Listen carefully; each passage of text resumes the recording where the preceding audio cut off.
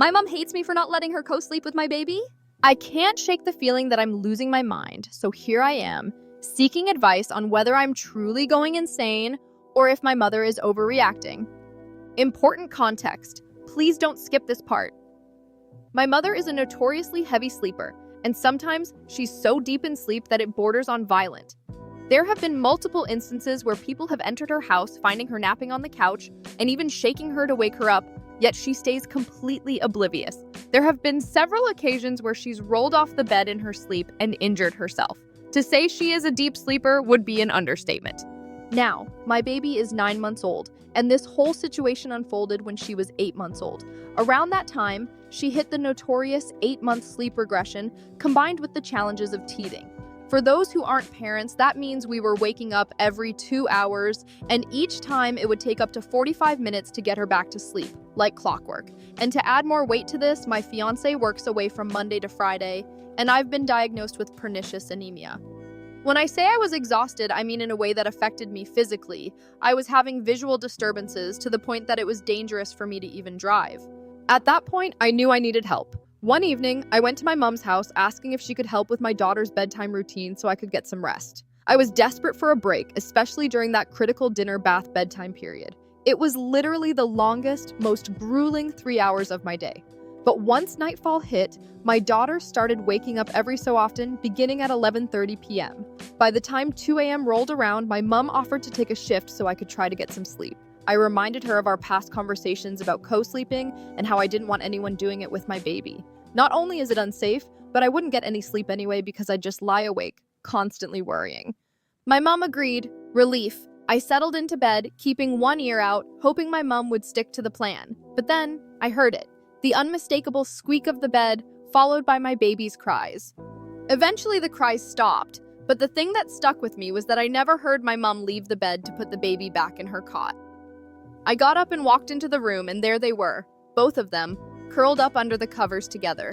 Now, my mom wasn't asleep, but that's not the point. The problem was that she could have easily fallen asleep, and she'd put herself in that position. It was a risk, and it was one I couldn't ignore. She put herself in a situation where this could happen, and it was deeply unsettling. I gave her another chance, thinking maybe it was just a one-time slip-up, but the same thing happened again. At this point, my fiance and I had planned our first night away, and my mom was supposed to watch the baby. However, we had a long conversation about it, and we both realized we couldn't trust her to keep her promise of not co-sleeping. So we decided that my fiance's parents would take care of the baby instead.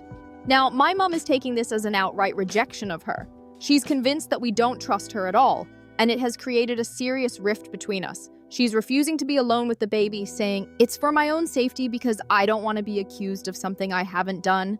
Our interactions have become incredibly strained, and the tension is palpable. She no longer speaks to me directly, only to my baby. She hasn't told me she loves me in weeks. Every attempt I've made to talk to her about it ends in an emotional wall. She says that what I've done is unforgivable, that our relationship is beyond repair, and she hopes I'm happy with the decision I've made. She's laid down a firm ultimatum. If I want things to get better, I'll have to allow her to have a sleepover with the baby on her own, and it will be an all-or-nothing situation. So the question is, am I being unreasonable here, or is she? Because honestly, my fiance is fed up with her behavior, and I'm not sure what to do anymore. Update 1. The problem is, if your mother isn't respecting your wishes when it comes to something as fundamental as co-sleeping, what other boundaries is she likely to disregard when it comes to your child? If she isn't willing to follow such a clear and critical rule, it raises concerns about what else she might not respect in the future. It makes you wonder where it stops. The line between what's acceptable and what's not can become blurred when boundaries are pushed. What she's doing now, trying to manipulate you into a situation that makes you feel uncomfortable, is concerning. She's presenting it as my way or the highway. And that kind of approach is not just disrespectful, it's dangerous, especially in matters concerning the safety and well-being of your child. If you give in to this manipulation now, I fear that it won't end there. She may continue using this tactic over and over again, knowing that it has worked once. If I were in your shoes, I would sit her down and have a candid conversation.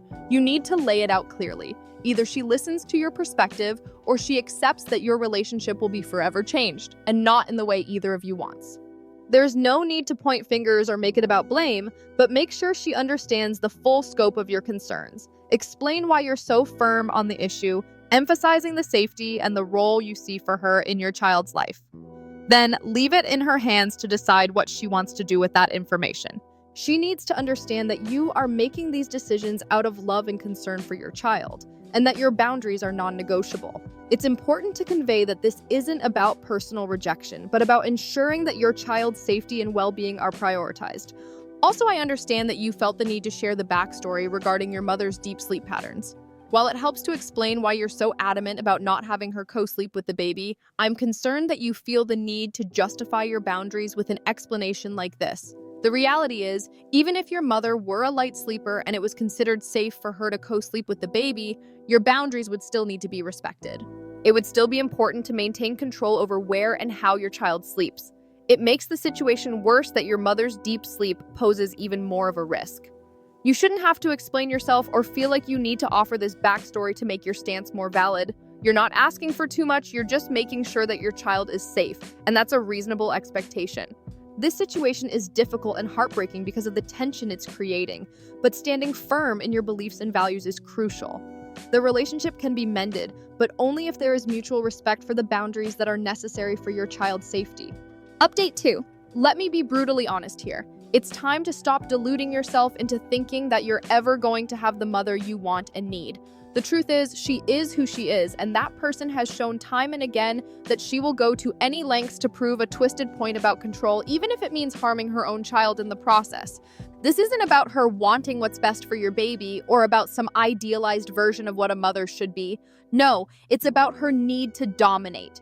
She's insisting on co-sleeping, not because it matters to her, but because it matters to you, and she cannot allow that. She cannot allow you to have control over something as fundamental as your child's safety. In her world, she is the one who makes the rules, and she will break any boundary that exists in order to remind you of that. She wants to make sure that you know your place in her life hasn't changed, and that her wants will always be more important than yours. The way she talks about boundaries is a real red flag. She's not entitled to make decisions about your child's safety. She's not entitled to impose her rules about co-sleeping or anything else. What she's doing is nothing but an attempt to assert authority that she doesn't have. She wants to make you feel guilty, to make you doubt your own perfectly reasonable boundaries for your child's well-being. Did you catch the part where she's threatening to stop babysitting? That's her version of punishment. And let me tell you, it's a manipulative tactic that she knows will get to you. She knows you want her to care for your child, and she's using that to make you feel guilty for enforcing rules that in any normal situation would be considered entirely appropriate. Let's cut to the chase here. She's not a good person. I know that might be hard to hear, but it's the truth. Just because she loves your baby doesn't give her the right to control things. She doesn't get to call the shots or dictate the terms when it comes to your child. You're going to have to put your foot down eventually, even if it means facing her narcissistic collapse. Because make no mistake, if you don't set firm boundaries now, you'll end up spending your life trying to appease her. And I'm sure you're used to that by now. But is that what you want for your daughter? A lifetime of trying to tiptoe around grandma, of always trying not to upset her fragile ego? Are you really going to wait until she tests out your child's allergies, or does something else that crosses a line?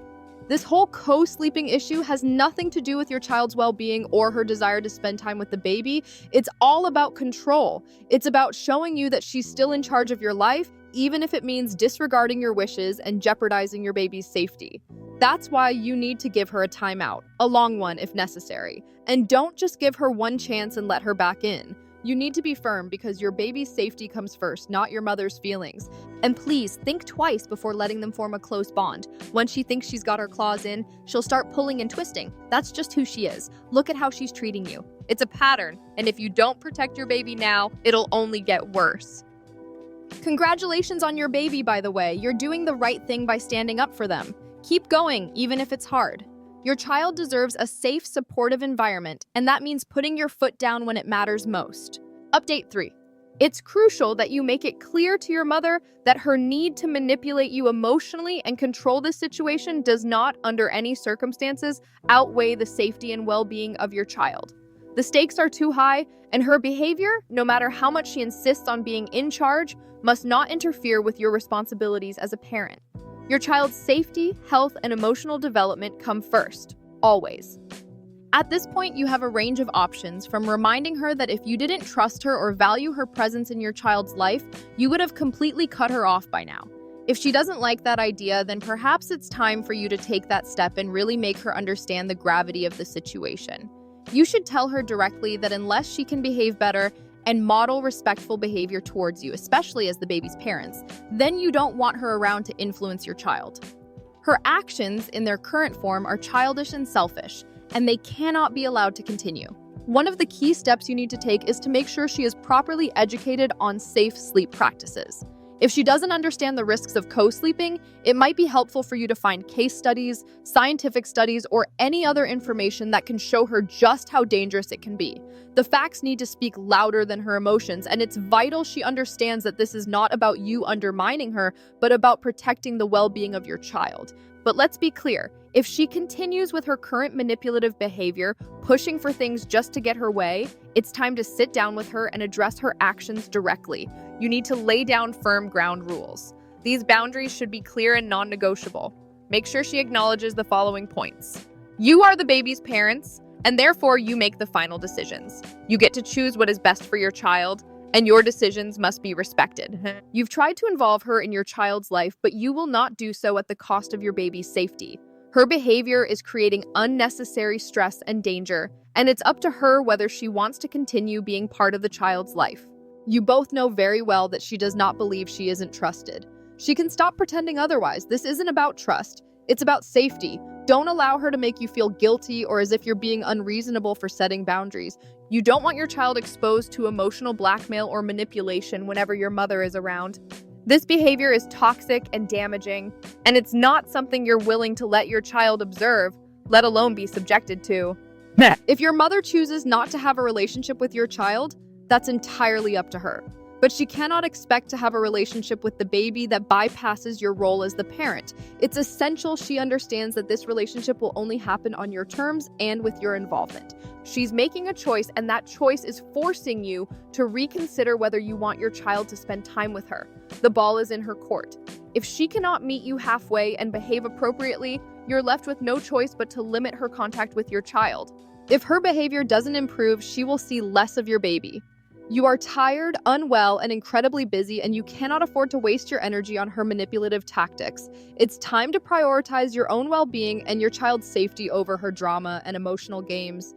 You've already done so much by trying to make this work, but now it's clear that you must prioritize your own family and your child's future. You don't owe her anything. And while you may want a harmonious relationship, the truth is that your baby needs a safe, secure environment more than anything else. Stand your ground and don't let her turn your love for your child into another power struggle for control.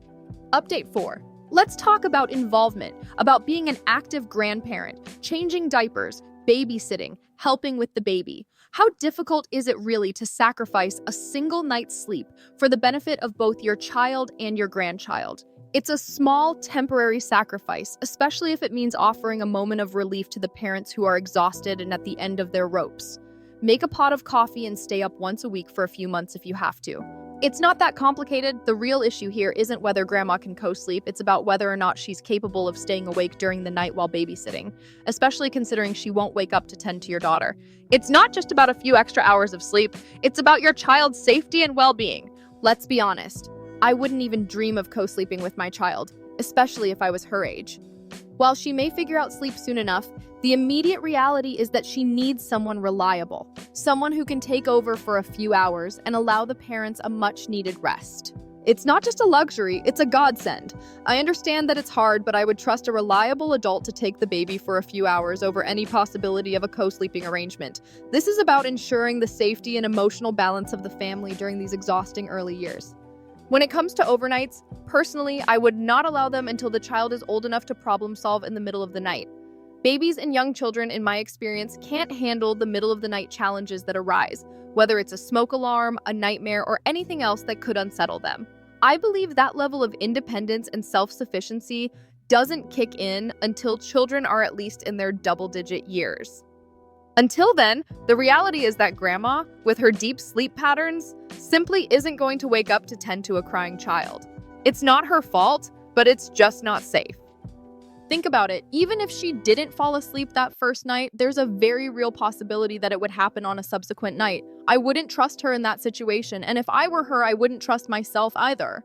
The fact is, she's been sulking and being unreliable, which is concerning when it comes to the responsibility of looking after your child. A grandparent's love is important, but so is their reliability when it comes to making sure your child is safe. This is about setting clear safety boundaries, and she's definitely pushing back hard on them. But here's the thing. Mom makes the rules in this house, not the grandparents. It's hard and it's uncomfortable, but this is one of those moments where you have to hold your ground. This is a life and death issue for your child, and no one, no matter how much they love your child, gets to jeopardize their safety. Hold the line, stay gracious, but remain firm. And if you find yourself explaining over and over again, that's probably a sign you're losing control of the situation. It's essential to recognize that this isn't about love. It's about safety, and it's about your child's well-being. If grandma can't respect your boundaries, especially when it comes to sleep safety, then she shouldn't be left alone with your child. Period.